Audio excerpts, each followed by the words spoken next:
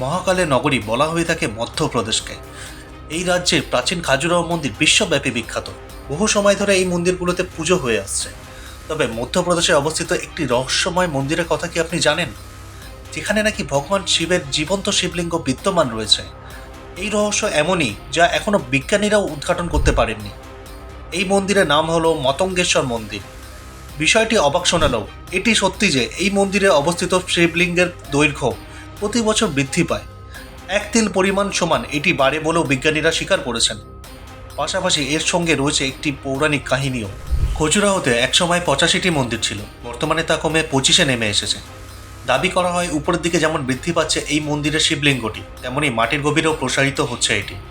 পৌরাণিক কাহিনী মতে যেদিন শিবলিঙ্গ পাতাল পর্যন্ত পৌঁছে যাবে সেদিন মহাপ্রলয় আসবে, আর নিমেষে শেষ হয়ে যাবে পৃথিবীর অস্তিত্ব।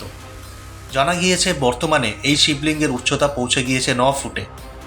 বলা হয়ে থাকে প্রত্যেক বছরে কার্তিক মাসের শরৎ পূর্ণিমা তিথিতে 1 তিল পরিমাণ বৃদ্ধি পায় এই শিবলিঙ্গ। প্রতি বছর পর্যটন দপ্তরের কর্মীরা মাপার ফিতা ব্যবহার করে শিবলিঙ্গের দৈর্ঘ্য পরিমাপ করেন এবং তা পূর্বের তুলনায় দীর্ঘতর হওয়ার প্রমাণ পাওয়া যায়।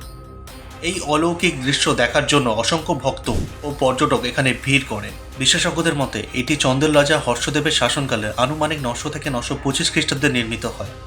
পুরাণ অনুযায়ী মহাদেবের কাছে এক মূল্যবান পান্না রত্ন ছিল, যা তিনি যুধিষ্ঠিরকে দান করেছিলেন। পরবর্তীতে সেই রত্ন ঋষিমণি মতঙ্গের কাছে পৌঁছে যায়। পরবর্তীতে তিনি তা চন্দের রাজা হর্ষবর্মনকে প্রদান করেন। শিবলিঙ্গের নিচে এই রত্নটি সংরক্ষিত আছে বলে মনে করা হয়। মতঙ্গেশ্বর মহাদেব মন্দির তার ঐতিহাসিক, ধর্মীয় এবং রহস্যময় বৈশিষ্ট্যের জন্য বিশ্বের বিভিন্ন স্থান থেকে পর্যটক ও ভক্তদের আকর্ষণ করে। এই মন্দির বিশ্বাস, ঐতিহ্য, বিস্ময়ের এক অপূর্ব নিদর্শন হয়ে খাজুরাহোর বুকে আজও অটলভাবে দাঁড়িয়ে আছে।